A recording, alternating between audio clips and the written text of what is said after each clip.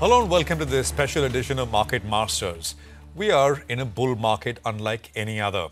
Comparing the current bull market to the previous one, which is between 2003 and 2007, now actually seems a bit underwhelming, isn't it? This one feels so much bigger, more broader and wider as well. And we're doing all of this with little help from foreigners. My guest today is someone who I think is one of the best articulators, thinkers about what is going on and where we are headed. I have with me Manish Chokhani of Enam. Manish, great to have you with us here on the program. Thank you very much. Been a long time. Thanks for having me. Thanks very much. Now, $4 billion a month mutual funds are getting. It's a flood out there. And by the way, it's increased. Pre-elections, pre-June elections, we were getting about $2 billion. It's now $4 billion a month. I mean, you would have thought numbers would go down. It's actually increased. Where are we headed? With the flow picture first. So, before the flow, I just want to take one step back. That as Indians, I'm just so happy that the kind of wealth creation which has happened in our country is unprecedented. And as you said, comparing it to 2 decades ago, while the percentage returns may look similar, the absolute amounts, remember we are at a $5 trillion market cap. And 85% of it is owned by Indians. There's only 15% foreign ownership. So the absolute amount of wealth creation which has happened in this bull run is just unbelievable. And hopefully it's a start of a virtuous cycle where you make the money, you reinvest it, you create more jobs and employment, you create more profits, and the cycle continues. So fingers crossed this continues.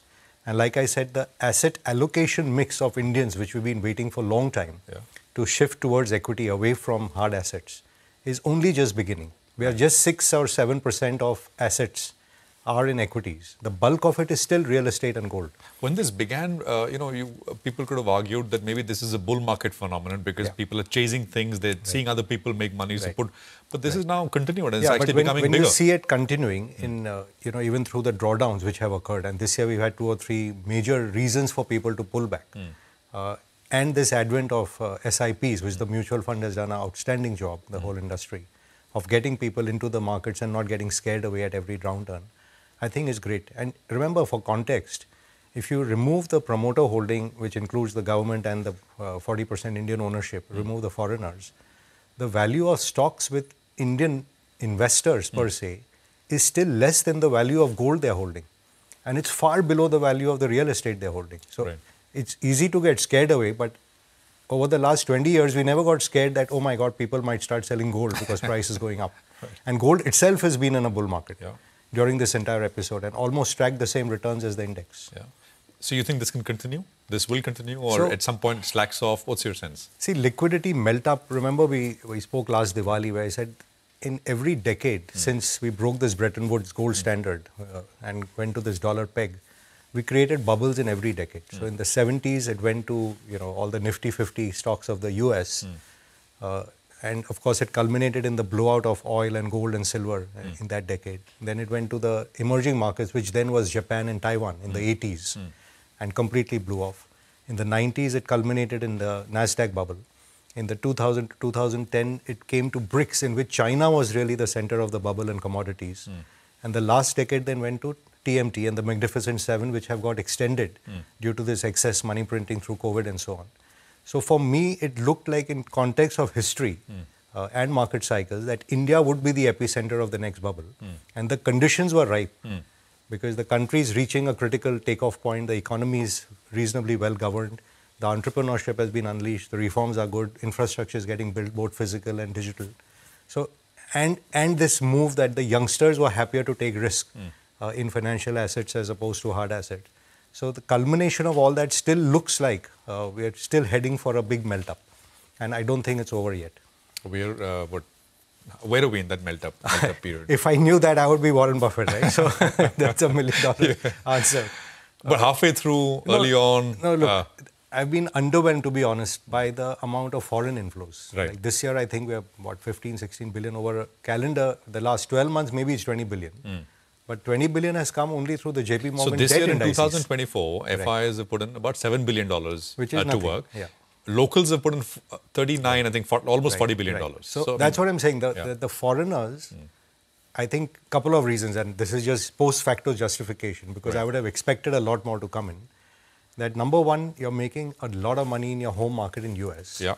And if US is 65% of the world, and remember, it's a $65 trillion market, And if India, even after the MSCI rebalancing is reaching 3%, and the global funds don't frankly look at India, and they will start looking at now. But let's say you get the 3% market wrong and it goes up a lot. You basically drag off 1%. But you're making like a couple of percentage on NVIDIA every week over there. So I think that's one reason. The other side of the world, which is Japan, Europe, they are basically dead. So it's the flip of that is happening, that when you're dying in your home market, you're not really looking to invest abroad.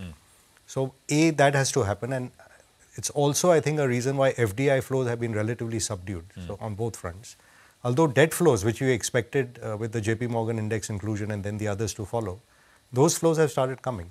So I would still expect it's not even like the first inning in a baseball game analogy of the foreign inflows into India. And the domestic flows, remember, if they keep lifting this market, they've so far only lifted what I say quadrant 4. Quadrant 1, 2 and 3, which are really the large caps, which is where the bulk of the money of the market is, hasn't yet seen massive flows. And eventually every fund manager in the world, hand on heart, is a momentum chaser. So if this market keeps performing for long, they're going to be here. Because if it were only valuations, as they all claim, then everyone would have been buying China, which is the cheapest market in the world. So I think it's a story which is unfolding. And maybe they come in through primary issuances, where again we've not had the big companies coming with big issuances, neither from the government nor from the top 10 business houses. And that becomes then an entry point to start sucking in these flows. Actually, I was at the JP Morgan conference yesterday, and they were telling me that there are lots of investors from mainland China there. Interesting. Interesting. So when we say melt up, I just want to sort of finish that point.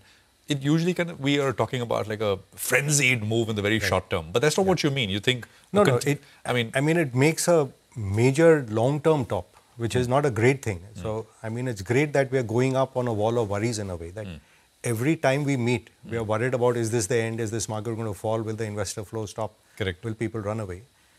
Markets don't climax at periods like that. And this seems to be more like the 90s bull market, where small caps were doing phenomenally well. And what tipped it eventually, of course, one was the Asian crisis, which happened outside our control. And B, it just got overwhelmed with supply. And that's really what capitalism should do, that prevent what I call that melt up, where the entire market goes up 10x in a decade. And then you don't see that prices for, maybe next 10 or 20 years. So I'm hoping we don't get a melt up, and supply response takes care of it. And supply is coming, but it's still what I call a quadrant 3 or quadrant 4 level supply. The big guys haven't yet come.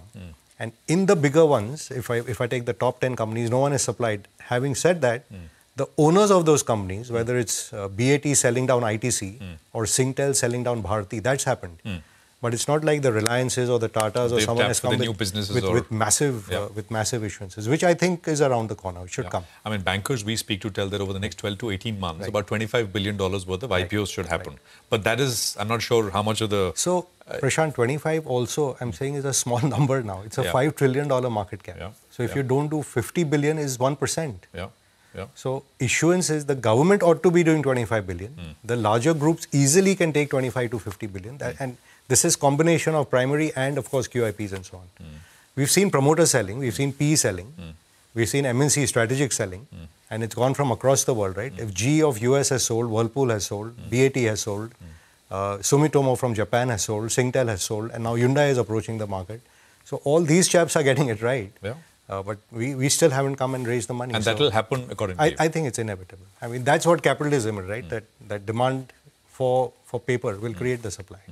And we are a long way off from that climax. Or I hope I'm not proven wrong next week, but I think this has legs to go. This has legs to go.